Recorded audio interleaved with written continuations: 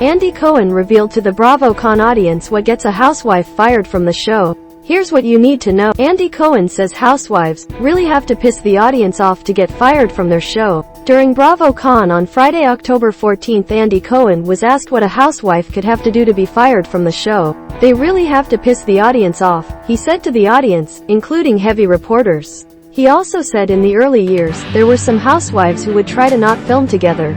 This question came during the same panel where a fan asked when Cohen was going to fire Real Housewives of Beverly Hills star, Lisa Rinna.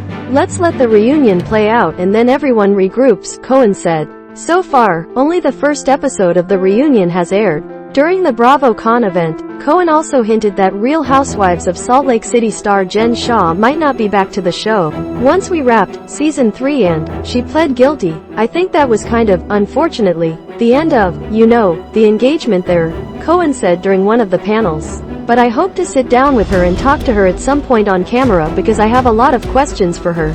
Shah pleaded guilty on July 11th to wire fraud. "In 2012 to March 2021 in the Southern District of New York and elsewhere I agreed with others to commit wire fraud," Shah said during her plea, according to OK. "I knew many people were harmed and I am so sorry." Shah faces 14 years in prison and is set to be sentenced on November 28. Bravo fired RHOSLC's Jenny Nguyen after problematic posts resurfaced.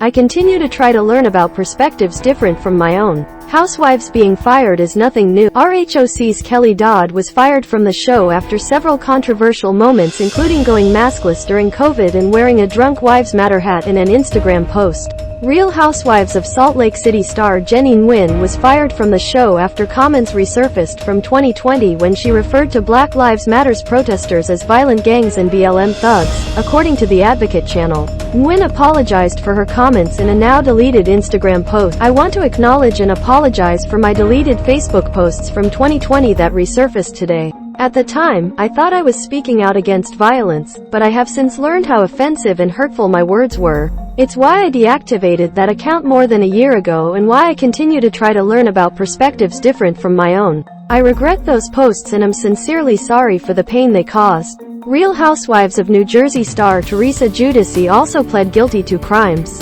She served 11 months of a 15-month sentence after pleading guilty to several counts of bank and mail fraud. Giudice was not fired from the show.